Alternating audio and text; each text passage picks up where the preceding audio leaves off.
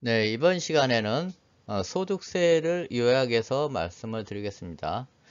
소득세는 종합소득, 그리고 퇴직소득, 양도소득 이 세 가지 소득세로 나눠지는데 이 세 가지 세금은 각각 분류과세합니다. 그래서 세율을 완전히 서로 따로따로 적용하는 거죠. 그래서 이것을 분류과세라고 합니다.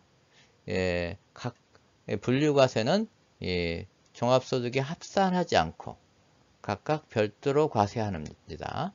그래서 종합소득세는 6가지 소득으로 나눠집니다. 이자 배당소득, 사업소득, 근로소득, 연금소득, 기타소득 이 6가지 소득을 합산해서 보통 과세를 하는 거죠. 그리고 퇴직소득은 퇴직으로 인해서 발생한 소득, 양도소득은 부동산 등 자산의 양도로 발생한 소득을 말하는 거죠. 이, 이 종합과세 말고 또 분리과세로 끝나는 게 있어요. 예를 들면 이자소득이라든가 배당소득, 근로소득, 연금소득, 기타소득은 종합과세가 원칙이지만은 일부 소득에 대해서는 종합과세에서 분리해서 소득이 발생할 때마다 개별적으로 과세를 하고 종합과세에 넣지 않는 거죠. 이것을 분리과세라고 합니다. 즉 분리과세 대상 소득은 원천징수함으로써 납세 의무가 종결된다. 그래서 완납적 원천징수라고도 합니다. 소득세 계산 구조는 전체 소득에서 비과세 소득과 분리과세 소득을 빼서 총수익 금액이 나오고 거기서 필요경비를 빼서 소득 금액이 나옵니다. 그래서 소득 금액이라는 것은 필요경비가 다 공제된 이후에 소득 금액을 말하는 거죠. 자, 보면은 다시 아래를 보면은 이자 소득에서 이자, 배당, 사업, 근로, 연금, 기타 소득이 있고 각각의 여기서 이 단계에서 비과세 소득은 아예 빼버리는 거죠. 그리고 분리과세 소득도 아예 빼버리는 거고요. 그래서 총수익 금액이 결정이 되고 총수익 금액에서 필요경비, 사업소득 같은 경우는 필요경비가 빼지고 근로소득은 근로소득공제, 연금소득은 연금소득공제, 기타 소득도 필요경비 공제 이런 것이 빼지면은 각각의 사업소득 금액이 다 나오고 이 사업소득 금액을 다 합쳐서 종합소득 금액이라고 하는 거죠. 네, 금융소득의 과세 방법에 대해서 알아보겠습니다. 금융소득은 분리과세냐, 종합과세냐, 이제 이렇게 나눠지는데, 세 가지 형태로 나눠지죠. 무조건 분리과세한다. 무조건 분리과세를 하는 거 있죠. 이런 것, 예를 들면, 비금융 실명소득, 비실명 금융소득이죠. 비실명 금융소득은, 상당히 높은 고율 세율로, 분리과세로 끝나는 거죠. 42% 분리과세. 그리고 금융실명법을 위반했다. 그런 경우는 아예 90%까지 원천징수를 하고 분리과세를 한다는 거죠. 그 무조건 종합과세는 원천징수가 안 되는 금융소득에서는 무조건 종합과세를 하는 거죠. 예를 들면은 국외에서 받은 금융소득은 우리나라 세무서의 원천징수가 당연히 안 되죠. 그래서 이것은 무조건 종합과세가 들어간다는 거죠. 국내 금융소득 중에서도 아예 원천징수가 되지 않는 것은 무조건 종합과세로 들어간다는 거죠. 그리고 세 번째 종합과세 소득은 이 종합과세 기준금액이 2천만 원 이하일 때는 원천징수로서 납세 의무를 종결시키는 거죠. 예를 들면은 비과세 금융소득, 무조건 분리과세, 무조건 종합과세 이런 것을 제외한 나머지 금융소득에서는 2천만 원 여부를 따져서 종합과세냐 분리과세냐를 따진다는 거죠. 아래를 보겠습니다. 아래 금융소득 종합과세에서 금방 설명한 판단 대상 금액이 2천만 원을 초과하면은 조건부 종합과세 대상 금융소득은 종합과세를 한다는 거죠. 물론 무조건 종합과세 대상 금융소득은 종합과세가 당연히 되고, 이 아래 3번으로 설명한 조건부 종합과세 대상 금융소득도 종합과세가 된다는 거죠. 반면에 이 판단 대상 금액이 2천만 원 이하인 경우는, 그래서 판단 대상 금액은 2번과 3번을 합친 거죠. 예를 들면 무조건 종합과세와 조건부 종합과세 이 두 개를 합친 것이 판단 대상 금액입니다. 이것이 2천만 원보다 작거나 같으면은 조건부 종합과세 대상 소득은 분리과세를 한다는 거죠. 조건부 종합과세 대상 소득은 분리과세, 원천징수세율로 끝난다는 거죠. 이 원천징수세율은 일반적으로 금융권에서 발생한 금융소득은 14%, 그리고 사금융에서 발생한 비영업대금 이익이라고 그러죠. 그런 경우에는 25% 원천징수로 끝낸다라는 거죠. 네, 금융소득 계산에 대해서 알아보겠습니다. 금융소득 금액은 먼저 이자소득 금액은 이자소득 총수익 금액인데, 총수익 금액에서는 이자소득에서 비과세소득이라든가 분리과세 소득은 빠진 상태를 말합니다. 배당소득 금액도 배당소득 금액 총수익 금액에서 비과세 분리과세 소득은 빠진 거죠. 그런데 배당소득은 거기다가 그로스업 금액, 즉 귀속법인세 금액을 더하는 걸 말합니다. 배당소득은 이 귀속법인세, 그로스업이라고 일반적으로 말하는데 이것을 더해주는 거죠. 이 더해주는 목적은 이 아래 제가 좀 설명을 해놨어요. 이중과세 방지가 목적인 거예요. 예를 들어볼게요. A기업은 세전이익이 1억 원. 그래서 이제 법인세율이 10%니까 법인세가 0.1억 원. 그래서 당기순이익이 0.9억 원이죠. 이래서 이 1인 주주예요. 그래서 이 당기순이익 0.9억 원을 갑이라는 1인 주주가 다 배당으로 받아갔다고 가정을 할게요. 그러면은 갑의 배당소득 금액은 0.9억 원, 즉 9천만 원을 받았는데 0.1억 원, 그 법인세에 해당되는 금액을 더해서 갑의 배당소득 금액을 1억 원으로 본다는 거예요. 그러면 갑은 좀 억울하지 않을까요? 그렇지 않습니다. 이 0.1억 원 그로스업 금액만큼을 나중에 그대로 배당세액공제를 받아요. 그러면 훨씬 더 부담이 줄어듭니다. 예를 들어서 그로스업 계산 한 예를 들어볼게요. 갑의 한계수율이 만약에 40%라고 그러면은 갑은 이만큼 그로스업이 더해짐으로써 그로스업 1,000만 원이 더해짐으로써 세금의 증가는 산출세액의 증가는 400만 원이 됩니다. 그렇지만은 이 같은 금액을 1,000만 원을 즉 법인세에 해당되는 1,000만 원을 배당세액공제로 받아요. 그러면은 실제로 납부할 법인세는 600만 원이 더 오히려 줄게 되죠. 결국은 이중과세를 방지한다는 거죠.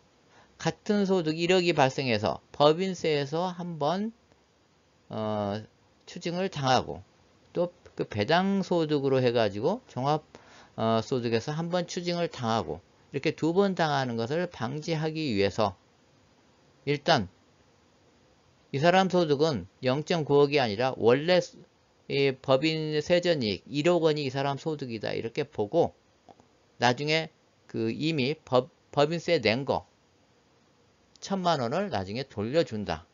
이런 개념이 이 배당가산 제도, 즉 그로스업 제도의 도입의 목적이라고 할 수가 있습니다. 자, 이번 문제는 금융소득 자료를 가지고 이 사람이 종합소득, 금융소득에 대한 종합과세를 해야 될 건지 분리과세를 해야 될 건지 여부를 판단하는 문제입니다. 첫 번째, 개인종합자산관리계좌에서 발생한 소득. 이 개인종합자산관리계좌에서 발생한 소득은 무조건 비과세입니다. 이것은 이 금액은 이 소액 금융 소비자를 위해서 만들어 놓은 제도라고 할 수가 있죠. 비실명이자 소득은 무조건 종합과세라고 그랬죠. 죄송합니다. 무조건 분리과세라고 그랬죠. 비실명이자 소득은 무조건 분리과세, 고율 분리과세죠. 42% 고율 분리과세로 끝냅니다. 그리고 은행예금이자, 여기서부터 이제 판단이 들어가야 되는 금융소득이 되는 거죠. 은행예금이자 1,600만원은 조건부 종합과세입니다. 비영업대금이익 1,400만원도 조건부 종합과세.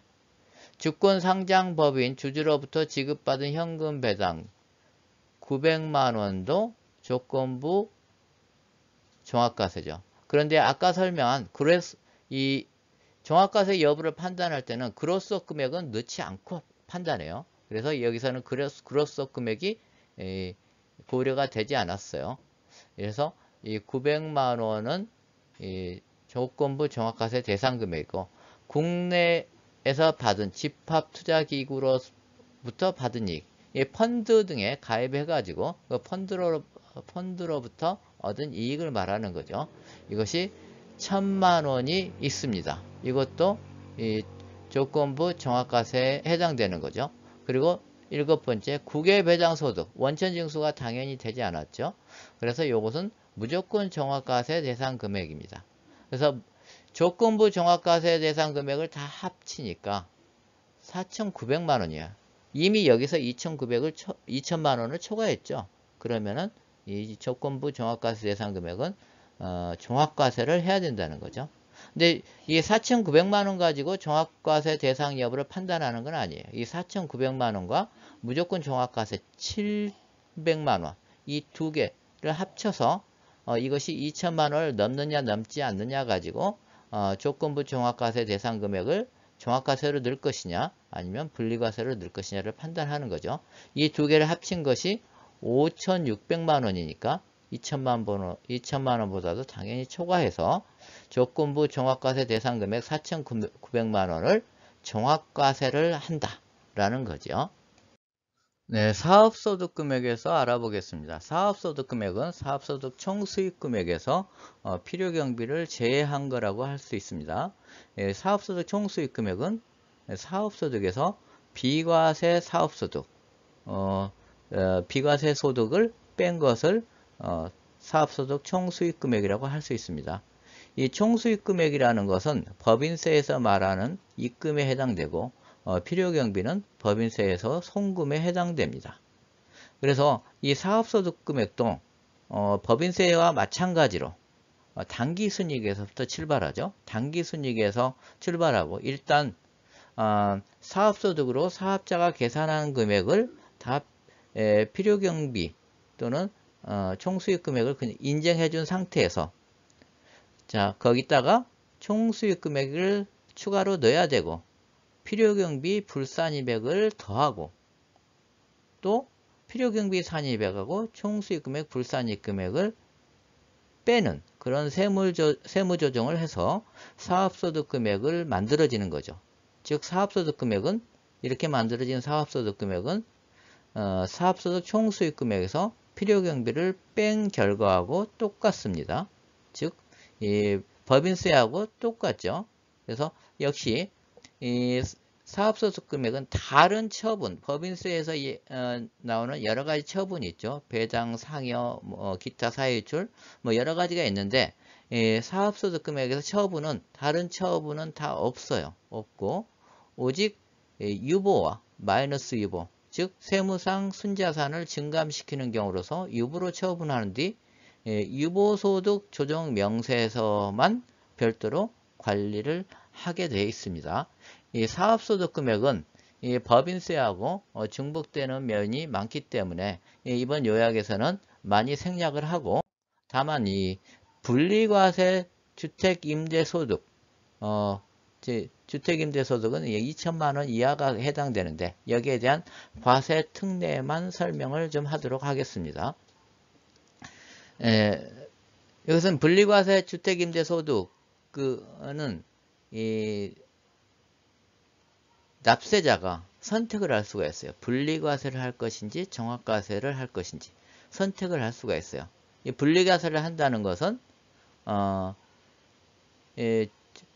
주택임대소득에서는 따로 14%로 분리과세를 하고 물론 거기에 대한 소형주택임대사업자에 대한 감면세액이 있어요. 그걸 뺀 것으로 분리과세를 하고 나머지 종합소득을 결정해서 신고하는 거고, 종합과세라는 것은 이것을 합쳐서 주택임대소득을 합쳐서 통틀어서 종합소득 금액을 결정하는 방법이죠. 이 두 가지 중에 하나를 납세자가 선택을 할 수 있다는 거죠. 분리과세 주택임대소득에 대한 사업소득 금액을 계산하는 것을 한번 보겠습니다. 미등록 임대주택의 경우가 있고 등록 임대주택에 대한 경우가 있습니다. 그래서 똑같이 종합소득 금액이 2천만 원이 초과한 사람과 2천만 원이 이하인 사람, 이 종합소득 금액은 주택임대소득을 제외한 나머지 종합소득 금액이 2천만 원 이상이냐, 2천만 원을 초과하느냐, 2천만 원 이하냐 이렇게 보는 거죠. 그래서 나머지 종합소득이 2천만 원 이하인 경우는 굉장히 원래 가난한 사람이라고 보는 거죠. 이 사람들은 혜택을 좀 더 준다 이렇게 보죠. 그리고 미등록 임대주택보다는 등록 임대주택의 혜택을 조금 더 준다 이렇게 보면 됩니다. 먼저 미등록 임대주택 중 2천만 원 초과를 볼게요. 그래서 총 수익금액에서 필요경비를 50%를 공제를 해주는 거죠. 근데 2천만 원 이하는 필요경비를 50% 공제해주고 거기다가 200만 원을 추가 공제를 해주는 거죠. 등록 임대주택 같은 경우는 필요경비가 60%로 올랐죠. 역시 2천만 원 이하는 400만 원의 추가 공제를 해준다는 거죠. 그래서 등록 임대주택은 뭐냐? 임대사업자 등록을 한 경우를 말하죠. 임대 중인 단기 민간 임대주택 또는 장기 일반 임대주택을 임대사업자 등록을 한 경우, 그리고 소득세법에 따라서 사업자 등록을 한 경우의 임대주택, 그리고 또 하나는 임대차 계획을 하고 나서 1년 이내에는 증액을 하지 않고, 그리고 증액을 할 때 임대료 증가율이 55%를 초과하지 않는 주택을 말하는 겁니다. 자, 이 경우를 가지고 문제를 한번 보도록 하겠습니다. 다음에 거주자 갑의 2020년도 귀속 주택임대소득 자료이다. 요구사항에 답하시오.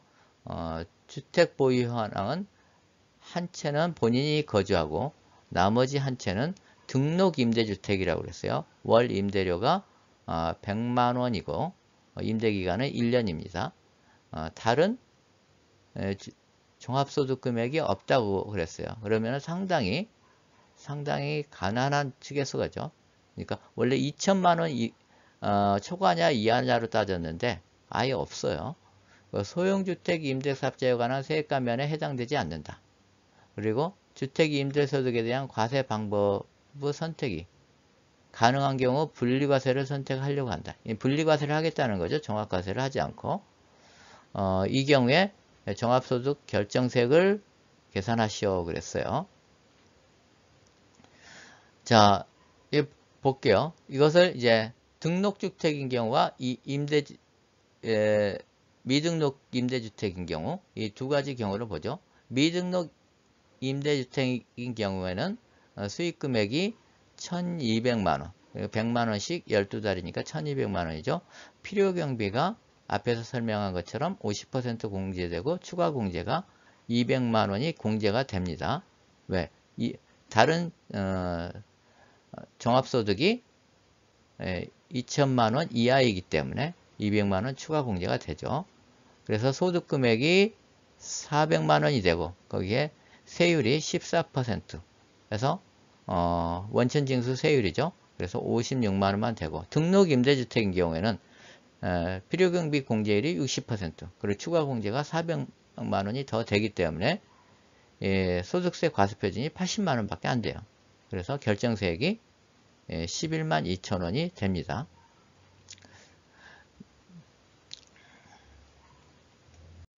네, 다음은 근로소득에 대해서 알아보겠습니다.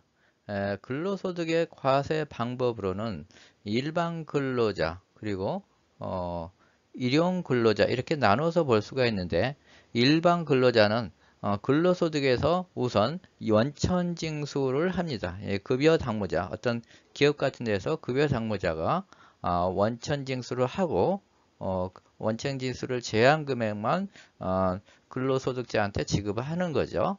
그래서 그것을 원천징수를 해서 다음 달 10일까지 이 세무서에 내는 거죠. 그 원천징수를 할 때는 근로소득 간이세액표, 요것은 이제 우리가 소득세법에서 만들어지는 이미 정리를 해가지고 그 표가 나옵니다. 그러면 그 표에 따라서 원천징수를 하는 거죠. 그리고 매월 이렇게 원천징수를 하지만 연말에 연말정산을 합니다. 다음 연도 2월달 근로소득을 지급할 때, 또는 이제 퇴직을 한 사람은 퇴직을 하는 달에 근로소득을 지급할 때 연말정산이라는 걸 하죠.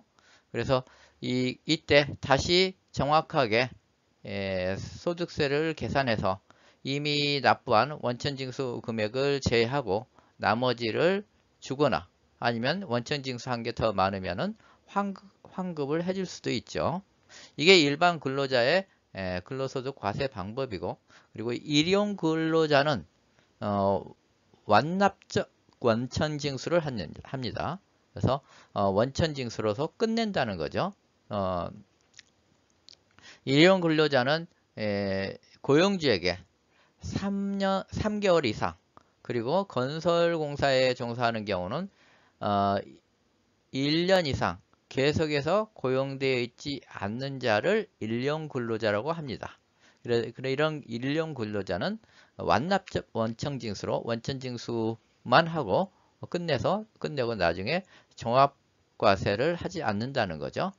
이 원천징수액은 1급여액에서 마이너스 15만 원을 공제해주고, 15만 원을 공제한 금액의 6%에다가 또 근로소득공제라고 그래서 이 앞에서 산출한 금액의 55%를 또 공제를 해줍니다. 그래서 굉장히 많이 공제를 해주는 거죠. 그래서 예를 들면 일당이 20만 원인 경우 거기에 대한 원천징수세는 1350원만 내고 종결이 됩니다. 그리고 이제 원천징수와 유사한 형태로 국외근로소득은 이제 원천징수 소득이 아니므로 종합과세가 원칙인데, 국외근로소득에서 납세조합을 조직하여 그 납세조합이 원천징수해서 세무서에 갖다 주면은 납세조합이 5%를 공제를 해서 그걸 갖습니다. 그렇게 함으로 인해서 세무서는 쉽게 징수를 해서 좋고, 또 납세자들은 자신이 그 종합과세를 해서 내기가 굉장히 어렵기 때문에 이 납세조합을 이용하면 편리하게 낼 수 있어서 그렇게 좋은 이런 납세조합 형태를 최근에는 많이 장려를 하고 있습니다. 근로소득 금액을 계산함에 있어서 총 급여액에서 근로소득 공제를 합니다. 근로소득자는 필요경비가 그렇게 많지 않아요. 그래서 근로소득 공제라는 형태로 일정하게 정한 금액을 공제를 해줍니다. 그래서 이 공제 한도는 2천만 원인데, 아래 표를 보면은 500만 원 이하는 총급여의 70%가 공제가 되고, 그 위로 올라갈수록 예를 들어서 500만 원 초과 부분은 40%, 1,500만 원 초과 부분은 15%, 4,500만 원 초과 1억 이하는 5%, 그리고 1억 초과는 2%. 올라갈수록 공제이율이 줄죠. 이렇게 줄면서 한도가 2천만 원까지만 근로소득 공제를 해줍니다. 2천만 원 한도가 되려면 총 급여이 3억 6,250만 원이 되는 거죠. 이때까지는 근로소득 공제를 받을 수 있습니다. 자, 그러면 이 근로소득에 대한 문제를 한번 알아보도록 하겠습니다. 다음은 영업직 근로자인 거주자 가부 2020년도 귀속근로소득 자료이다. 가부 근로소득 금액을 계산하시오. 연봉은 당연히 과세 대상이죠. 과세 근로소득에 들어갑니다. 상여금도 마찬가지, 직책수당, 시간의 근무수당, 여기까지는 과세 근로소득이죠. 자가운전 보조금은 월 20만 원까지는 비과세를 합니다. 그리고 식사 때도 월 10만 원은 비과세를 해요. 그래서 월 10만 원이면 연간 120만 원은 비과세되고 나머지만 과세 근로소득으로 잡히는 거죠. 6세 이하 자녀 보육상 이거 역시 월 10만 원은 비과세가 됩니다. 그래서 초과 부분만 과세 근로소득으로 잡히는 거죠. 사용자 부담 건강보험료, 고용보험료. 주로 건강보험료, 고용보험료를 본인이 내는 부분이 있고 또 회사가 부담해주는 부분이 있습니다. 이 회사가 부담해주는 부분은 당연히 비과세 소득에 들어가는 거죠. 그렇게 해가지고 과세 근로소득을 합해 보니까 그게 3,904만 원이네요. 이 3,904만 원에서 앞 페이지에서 우리가 앞 페이지 표에 따라서 근로소득 공제를 하면은 이 근로소득 공제액이 1,110만 6천 원이 됩니다. 그래서 이 근로소득 공제액을 과세 근로소득에서 총 급여액에서 근로소득 공제를 빼면은 근로소득 금액이 되는 거죠. 아까도 얘기했지만은 소득 공제를 하면은 소득 금액으로 바뀝니다. 근로소득 금액이 2,793만 4천 원이 되는 거죠. 연금소득의 과세 방법에 대해서 알아보겠습니다. 연금소득은 기본적으로 2월 10일까지 원천징수에서 납부를 해야 되는 거죠. 공적연금은 연금소득 간이 세액표에 따라서 연금 지급기간이 원천징수를 하는 거죠. 그리고 나서 이 공적연금은 원말정산을 다음 연도 1월분에 연금 지급기간이 연금소득을 지급할 때 연말소득을 정산해서 지급을 하는 겁니다.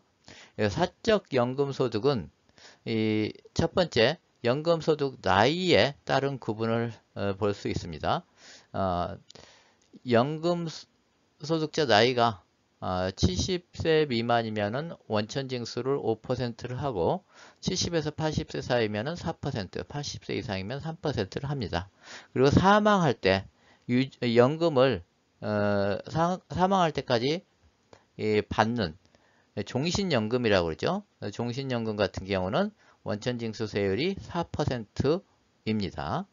그리고 퇴직소득에 따른 연금 수령은 퇴직소득은 퇴직금을 일시에 지급받지 않고 그것을 연금 형태로 받는 걸 말하는 거죠.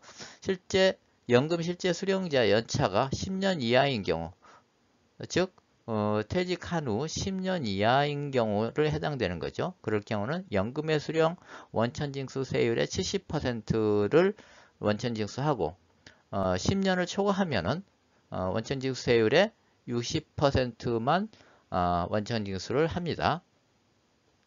그래서 종합과세와 선택적 분리과세도 이것을 할 수가 있습니다. 이것이 이 종합과세나 선택적 분리과세 이것을 할 수 있는 경우는 퇴직소득을 연금 수령하는 경우 그래서 이제 본인이 종합과세에 넣어서 하고 싶으면 하고 그리고 이렇게 원천징수로 끝내고 싶으면 그렇게 하고 그렇게 할 수 있는 거죠.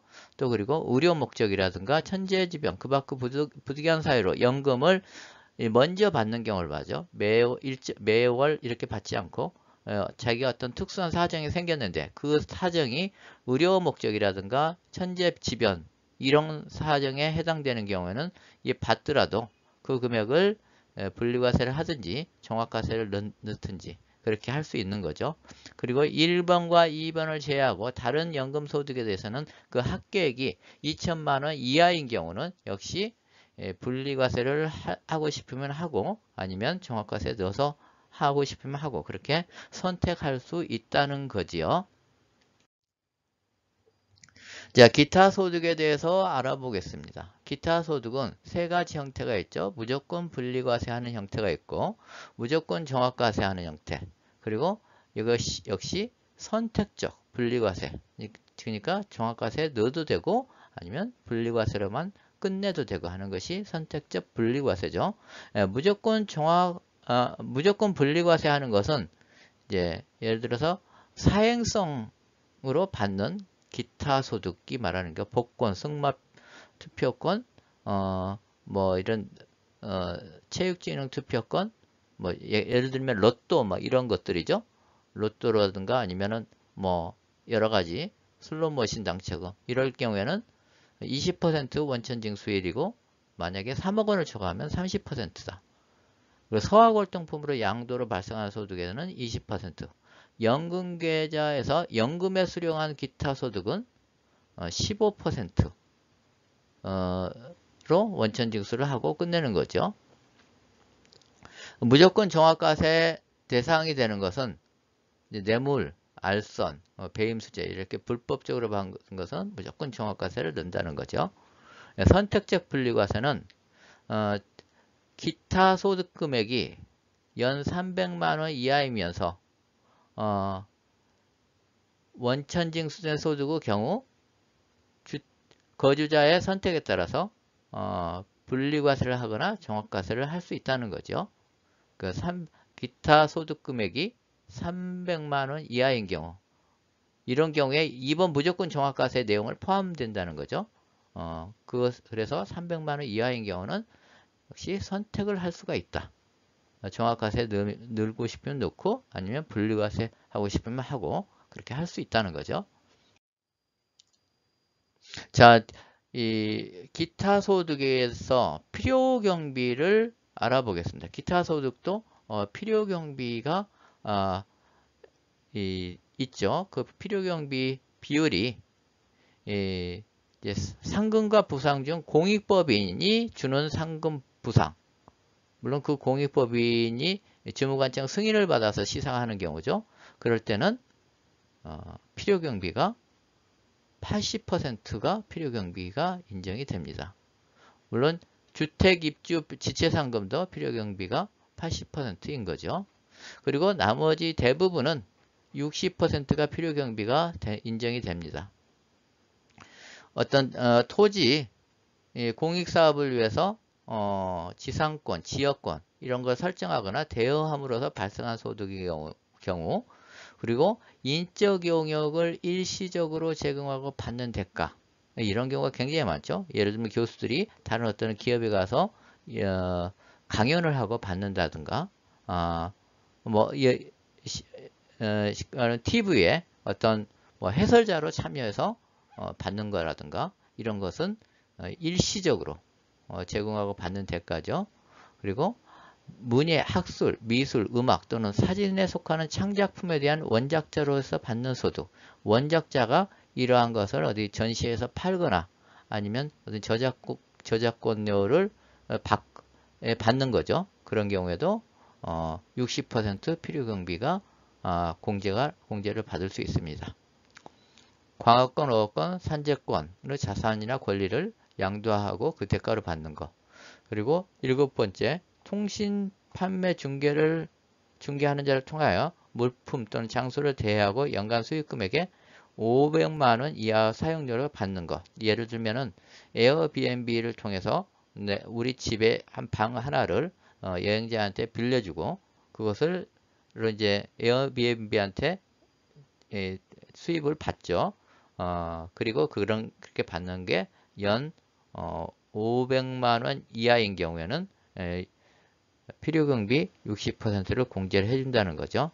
그리고 소화골통품 양도. 소화골통품 양도는 필요경비를 많이 해줍니다.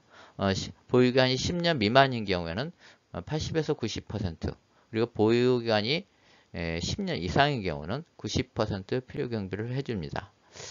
그리고 종교인 소득도 예를 들면 목사님 급여라든지 목사님 수입 이런 경우는 필요경비를 많이 해주죠.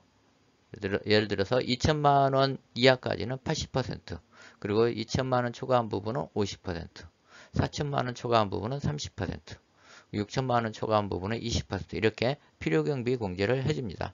이렇게 하는 필요경비 공제가 근로소득 공제보다도 훨씬 비율이 크기 때문에 일반적으로 이 종교인 과세에 대한 저항감을 많이 줄일 수가 있는 거죠.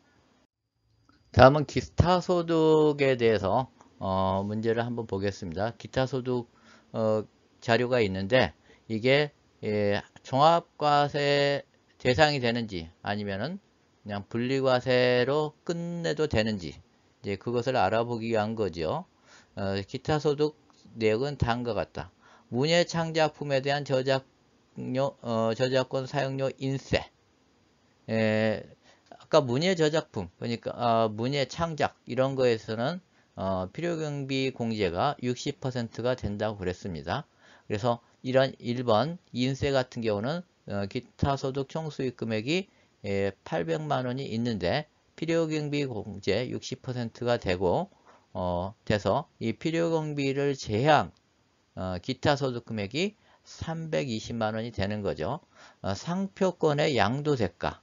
상표권의 양도 대가도 필요경비가 60%가 공제가 돼요. 그런데 필요경비 60%, 900만 원에 60% 필요경비를 하면은 540만 원이죠. 근데 실제 필요경비, 증빙이 있는 실제 필요경비가 700만 원이에요. 그러면은 실제 증빙이 있는 필요경비가 700만 원이니까 요 금액을 그대로 60%가 아닌 700만 원을 필요경비로 넣을 수가 있죠. 왜냐하면 필요경비를 크게 해야 기타 소득 금액이 줄어서 세금이 주니까요. 그래서 여기는 필요경비가 700만 원이 됩니다. 그래서 필요경비를 제한 기타 소득 금액이 200만 원인 거죠. 슬롯머신 당첨금 이런 사행성으로 생긴 것은 전부 다 분리과세한다고 그랬어요. 630만 원은 아예 분리과세하기 때문에 여기에 종합소득 계산 여부에 넣지를 않습니다. 계약 해지로 인한 위약금 200만 원이죠. 계약 해지로 대한 위약금 200만 원은 필요경비 공제가 없습니다. 아까 앞 페이지에서 설명한 필요경비 공제율에 이 위약금에 대한 내용은 없었죠. 그런 경우에는 실제 필요경비가 있으면은 그것만 넣는데 몇 퍼센트 필요경비 공제 이것은 나와 있지 않기 때문에 그대로 기타 소득금이 200만 원이 되는 거죠. 그리고 고용 관계없이 받는 강연료는 12만 5천 원인데 이것은 필요경비 공제가 있죠. 일시적으로 제공하고 받는 대가니까 필요경비 공제가 60%가 있습니다. 그래서 12만 5천 원에서 필요경비 60%인 7만 5천 원을 빼면은 5만 원이 나와요. 근데 우리가 과세 최저한이라는 게 있어요. 5만 원까지는 기타 소득 금액에 넣지를 않도록 돼 있어요. 그래서 과세 최저한 규정을 넣어서 그것은 과세하지 않고 아예 빼버립니다. 그리고 매장물 발견으로 인한 보상금이 750만 원이 있어요. 이거 역시 필요경비 공제율이 아까 없었어요. 그래서 이 750만 원도 그대로 기타 소득 금액에 들어갑니다. 이래서 기타 소득 금액에 들어간 금액을 다 합쳐보니 1470만 원이죠. 이 1470만 원은 종합과세 대상이 돼야 되는 거죠. 왜 그러냐면 300만 원을 초과했기 때문에 분리과세를 할 수 없고 이 전체가 종합과세 대상에 들어간다는 거죠. 이제 종합소득 금액에서 이제 각 강론은 끝나고 과세표준과 산출세부터 알아보도록 하겠습니다. 종합소득금액에서 다 더한 거에서 먼저 결손금과 2월 결손금 공제를 합니다. 결손금은 이 아래에서 보면 어디서 생기냐면 사업소득에서만 결손금이 생깁니다. 결손금이 발생을 하면은 그 해에 근로소득, 그 다음에 연금소득, 기타소득, 이자소득, 배당소득 이런 순으로 공제를 하고요. 그리고 그 해에 다 공제가 되지 않으면은 2월 결손금으로 다음 연도에 넘겨서 공제를 하게 되는 거죠. 그런데 사업소득 결손금은 이렇게 그 해 다른 소득에서 공제가 되는데 사업소득 중 부동산 임대회에서 발생하는 결손금은 그 해 공제가 안 되고 다음 연도에 부동산 임대업 소득금액에서만 공제가 된다는 거죠. 그러니까 부동산 임대업에서 발생한 결손금은 무조건 이율을 해서 그 다음 연도 부동산 임대업 소득금액에서 공제를 한다는 거죠. 그래서 종합소득금액에서 종합소득 소득공제를 빼면은 종합소득 과세표준이 됩니다. 그러면 이제 종합소득 소득공제에 대해서 종합소득공제는 소득세법과 조세특례제한법에 열거가 되어 있죠. 소득세법에는 인적공제, 연금보험료공제, 주택담보노후연금 이자비용 공제, 그리고 특별소득공제가 있습니다. 조세특례제한법에는 중소기업 탕투조합, 출자 등에 대한 소득공제, 소기업 소상인 등 공제부금에 대한 소득공제, 그리고 우리사주 출자금에 대한 소득공제, 장기집합투자증권 저축에 대한 소득공제, 그리고 신용카드 등 사용금액에 대한 소득공제 이렇게 나눠집니다. 인적공제는 기본공제는 기본공제 대상자 한 명당 연 150만원씩 공제가 됩니다. 기본공제는 주로 본인과 직계존속 그리고 직계비속 동거 입양자, 형제자매, 그리고 뭐 위탁아동이라든가 다른 수급권자 이런 사람이 이제 인적공제 대상자가 되죠. 물론 이제 과세기간 동안에 소득금액이 100만원 이하 돼야 되고 이제 근로소득만 있는 경우는 총 급여액이 500만원 이하여야 되는 거죠. 그런 조건이 맞아야 되고 그리고 직계존속은 60세 이상, 직계비속은 20세 이하, 형제자매도 60세 이상, 20세 이하여야 되는 거죠. 추가 공제로 경로 우대자 공제가 있습니다. 경로 우대자 공제는 70세 이상이 되면은 경로 우대자 공제를 받을 수 있습니다. 한 명당 연 100만원, 장애인 공제 연 200만원, 부녀자 공제하고 한부모 공제가 각각 50만원, 100만원 있는데 부녀자 공제와 한부모 공제에 모두 해당되는 경우는 한부모 공제만을 적용을 하죠. 한부모 공제가 금액이 더 크기 때문에 한부모 공제만을 적용을 합니다. 다음은 이 부양가족 자료를 가지고 인적공제를 계산을 해 보겠습니다. 거주자 본인은 37세고 근로소득이 5천만원이다. 그리고 배우자는 33세고 사업소득이 5천만원이다. 사업소득이 5천만원이면 배우자는 일단 인적공제 대상에 해당되지 않겠네요. 부친은 58세이다. 부친은 장애인이네요. 그런데 장애인이기 때문에 58세이더라도 즉 근로 능력이 없는 거죠. 그래서 부친은 공제를 받을 수가 있습니다. 장인어른이 65세인데 장인어른이 양도소득금액이 100만원이 있네요. 소득금액이 100만원 이하니까 100만원까지는 공제를 받을 수 있습니다. 60세 이상이고 소득금액이 100만원 이하니까 장인어른도 기본공제 대상에 들어갑니다. 그리고 처남이 25세에서 나이에서 걸리죠. 처남이 안 되고 장녀는 20세 이하니까 역시 기본공제 대상에 들어갑니다. 그래서 기본공제 대상이 본인, 부친, 장인, 장녀 이렇게 4명이 600만 원을 받을 수가 있고요. 추가 공제는 부친이 장애인입니다. 이 장애인은 1인당 200만 원을 공제받을 수 있기 때문에 200만 원을 공제받습니다. 그래서 기본공제와 추가공제를 합쳐서 총 800만 원을 받습니다.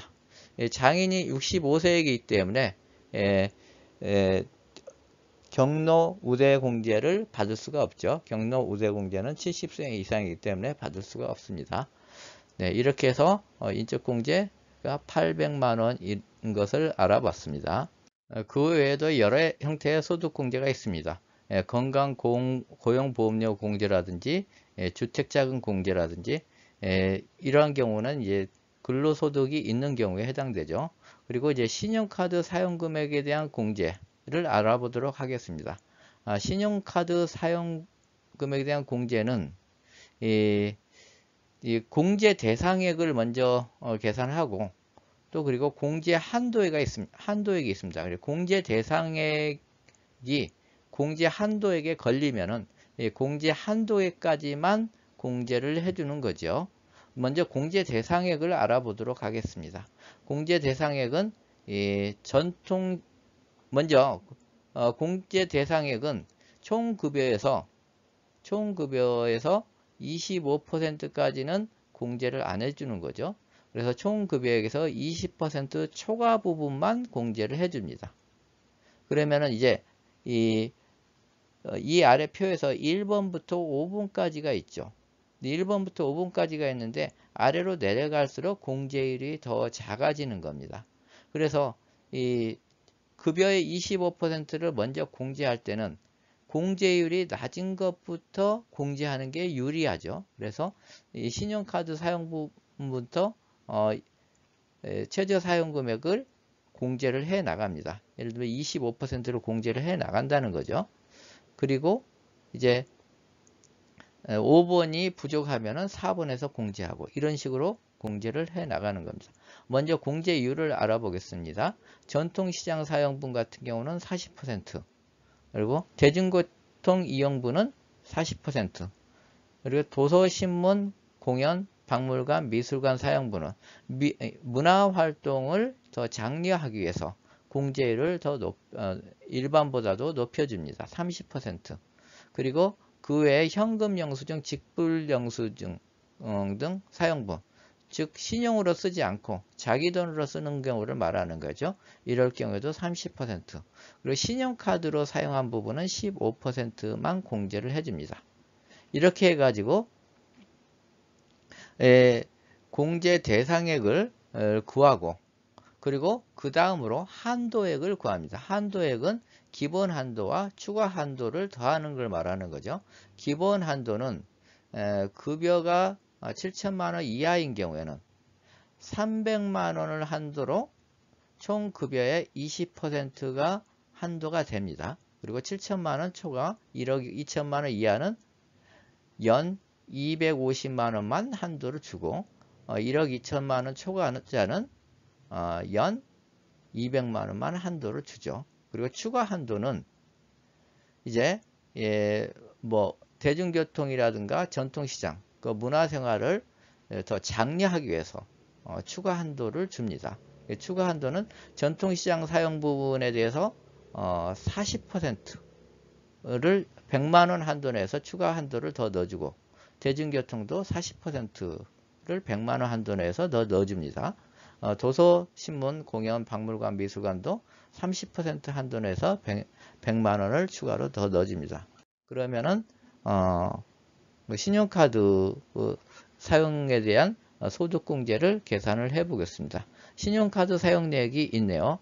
전통시장 사용분이 800만원, 대중교통이 100만원, 현금 영수증 500만원, 신용카드, 그냥 신용카드 쓴 게 1700만원이 있습니다. 그러면은 우리가 여기서 급여를 5천만원이라고 가르쳐 줬죠. 급여의 25%는 먼저 최저 사용 금액으로 빼줘야 됩니다. 그래서 이 전통시장 대중교통 현금 영수증 신용카드 사용 금액이 총 3,100만 원이 있는데 이 최저 사용 금액이 이 급여의 25% 1,250만 원은 이것은 1,250만 원까지는 공제를 안 해주겠다는 거죠. 1,250만 원은 어디서 빼는 게 좋냐면은 제일 공제율이 낮은 신용카드에서 빼는 거죠. 그래서 신용카드는 1,250만 원을 빼고 나니까 450만 원이 남네요. 그러면 요 초과액 가지고 공제율을 곱하는 거죠. 전통시장 사용분은 40% 곱해서 320만 원, 대중교통도 40만 원, 그리고 현금 영수증을 30%를 곱하니까 150만 원. 신용카드 사용분은 450만 원 곱하기 15% 하니까 67만 5천 원이 됩니다. 그래서 공제 대상이 577만 5천 원이 되는 거죠. 그리고 공제 한도액을 또 따로 구하는 거죠. 공제 한도액은 총급여가 5천만 원이니까 총급여액 20% 하고 300만 원 중 작은 금액 하니까 300만 원이네요. 그리고 또 추가로 한도를 더 넣어줄 수 있죠. 추가 한도에서 2번을 볼게요. 전통시장 사용분의 40% 하고 100만 원 한도. 전통시장 40%가 48에 32, 320만 원이죠. 320만 원과 100만 원 중 작은 것은 100만 원이죠. 그리고 대중교통 사용분은 100만 원이니까 60만 원과 한도 100만 원 중에서 작은 것은 60만 원이겠네요. 그러면은 전체적으로 대중교통 이용분이 100만 원이니까 곱하기 40%를 하면은 한도 늘어나는 게 여기서 40만 원이죠. 그래서 100만 원과 40만 원을 합하면 140만 원이 한도가 추가적으로 더 늘어나는 거죠. 그래서 기본 한도 300만 원이다. 이 140만 원을 더하면 공제 한도기 440만 원입니다. 그래서 이 440만 원이 공제 대상액보다도 적으니까 이 440만 원이 신용카드 소득공제 금액이 되겠습니다. 이제 종합소득세 과세 표준을 까지 했으니까 여기다가 이 과세 표준의 세율, 기본 세율을 곱하면 종합소득 산출세액이 됩니다. 그래서 기본 세율은 이 아래 표처럼 1200만 원 이하는 6%고 이 1200만 원 초과한 것부터 조금씩 한계세율이 올라가죠. 15%, 24% 쭉쭉 올라가서 5억 원 추가는 42% 세율로 과세를 하는 거죠. 즉, 이 누진 과세죠. 소득이 클수록 세율을 많이 올리는 것이 종합소득 산출세액의 특징입니다. 이런 세율 구조 때문에 모든 소득을 합쳐서 과세하려고 하는 거죠. 즉 누진 목적 때문에 종합해서 과세를 하려고 하는 거죠. 따로따로 과세하면은 낮은 세율로 들어가니까 이것을 합치려고 종합소득이라는 특징은 이 누진 세율을 활용해서 정부가 세금을 많이 걷겠다라는 의도가 깔려 있는 거죠. 그리고 이 산출세액이 나오면은 또 세액공제가 여러 가지가 있습니다. 우리가 아까 얘기한 그로스업 세액공제, 이게 배당 세액공제가 되죠. 그리고 기장 세액공제는 복식부기 의무 대상자가 아닌데 복식부기를 한 경우 그런 사람은 성실하게 복식부기를 한 대가로 기장세액공제를 해줍니다. 그리고 애국납부세, 애국에서 납부한 세액을 공제를 해주는 거죠. 재손실공제, 근로소득세액공제, 자녀세액공제, 연금계좌 세액공제, 특별세액공제, 그리고 조세특례 제한법에 따라서 정치자금 세액공제, 전자신고에 대한 세액공제, 월세세액공제, 연구인력개발비 세액공제, 그리고 각종 투자세액공제가 있습니다. 먼저 근로소득 세액공제를 알아보겠습니다. 근로소득자는 유리지갑이라는 이유 때문에 다른 예를 들면 사업소득을 하고 있는 자보다도 세금이 훨씬 더 많이 낸다. 이런 불만이 있습니다. 그래서 근로소득자에 대해서는 세액공제를 별도로 해줍니다. 근로소득에 대한 종합소득 산출세액이 130만 원 이하인 경우는 산출세액의 55%, 130만 원을 초과한 경우는 초과 부분에 대해서 30%를 해줍니다.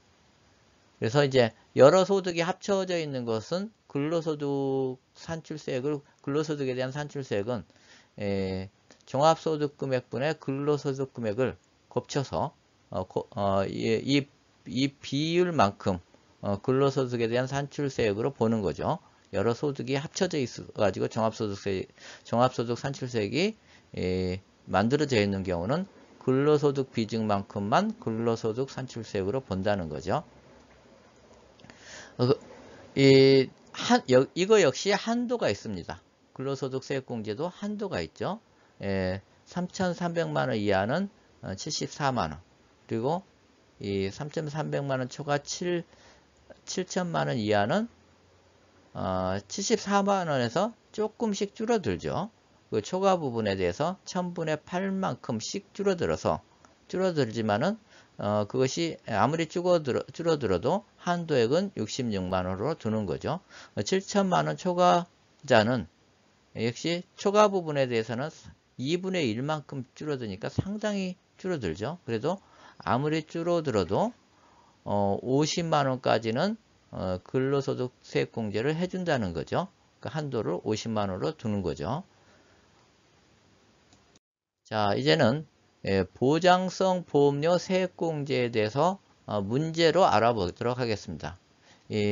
근로소득 있는 거주자의 보험료는 70%를 세액공제를 해주죠. 다만 다 해주는 것이 아니라 다음 보험료별로 그 합계액을 각각 연 100만 원을 초과하는 경우는 그 초과하는 금액을 없는 걸로 한다는 거죠. 기본공제 대상자 중 장애인을 피보험자로 또는 수익자로 하는 장애인 전용 보정성 보험료도 100만 원 한도로 해주고, 또 그리고 그 외에 기본공제 대상자를 포함한 다른 부양가족을 피보험자로 해서 하는 보험료는 이거 역시 100만 원 한도 내에서 공제 대상이 된다는 거죠. 문제를 알아보도록 하겠습니다. 본인에 대한 자동차 보험료가 80만 원이 있고요. 장녀가 장애인인데 22세 소득이 없으므로 이것은 기본공제 대상자에 들어가죠. 이런 경우에 장애인 보장성 보험료 110만 원을 들었습니다. 그리고 배우자에 대한 보장성 보험료가 60만 원이 있어요. 먼저 장애인을 보면 보험료 지출액이 110만 원이지만 한도가 100만 원이라기 때문에 공제 대상 보험료는 100만 원입니다. 그리고 일반 보험료가 본인이 든 게 80만 원이 있고 배우자가 60만 원이 있습니다. 그래서 지출은 140만 원이지만 보험료 한도액은 100만 원이기 때문에 이것이 공제 대상 보험료는 100만 원입니다. 그래서 이제 여기 세액공제를 하면은 장애인 전용 보험료는 세액공제율이 15%입니다. 그래서 100만 원 곱하기 15% 하면은 15만 원이 세액공제가 되고, 일반 보장성 보험료는 100만 원의 12%가 세액공제율입니다. 그래서 12만 원이 세액공제가 돼서 두 개를 합치면은 27만 원이 세액공제가 됩니다. 자, 의료비 세액공제에 대해서 알아보도록 하겠습니다. 의료비는 먼저 문제를 읽어볼게요. 다음 자료에 따라서 거주자 값, 총급여가 4천만 원인 급여자 값의 의료비 세액공제를 계산하시오 그랬어요. 기본공제 대상자를 위하여 지급한 의료비가 100만 원 있습니다. 그리고 그와 따르게 거주자 본인을 위해서 지급한 의료비가 10만 원, 부친 65세 이상을 위해서 지급한 의료비가 20만 원, 모친 장애인이죠. 장애인을 위해 지급한 의료비가 30만원. 그리고 배우자를 위하여 지급한 난임 시술비가 200만원이 있네요. 여기서 일반 의료비, 기본공제 대상자를 위하여 지급한 의료비는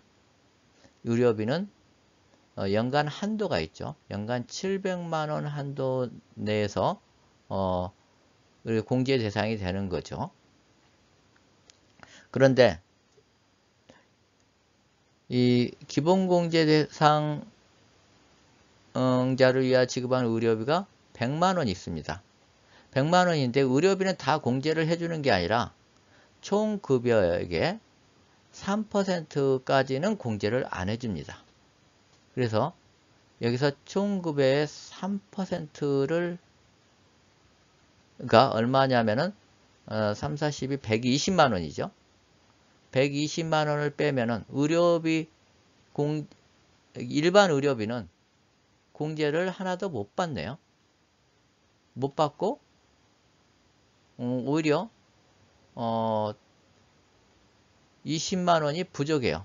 20만원이 부족한 것은 또 어디서 빼냐면은 총급여의 3%가 더 큰 거죠. 그러면 이 부족한 20만원은 특정 의료비에서 뺍니다. 특정 의료비는 본인 그리고 65세 이상 부양가족, 기본공제 대상자, 65세 이상 기본공제 대상자, 그리고 장애인, 이런 부분은 특정 의료비라고 할 수 있습니다. 왜 이 특정 의료비를 별도로 보느냐?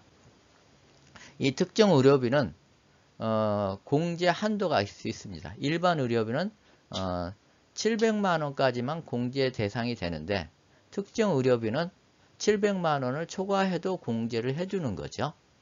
그래서 따로 계산을 하는 겁니다. 일반 의료비와 특정 의료비를. 그래서 이것을 합친 게 60만원입니다.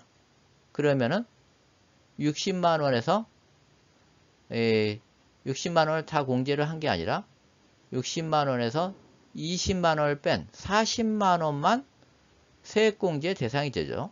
40만원만 세액공제 대상이 되는 거죠. 그리고 난임시술비는 200만원이 세액공제 대상이 되는데 난임시술비는 세액공제율이 20%입니다. 나머지는 15%지만 난임시술비는 세액공제율이 20%예요.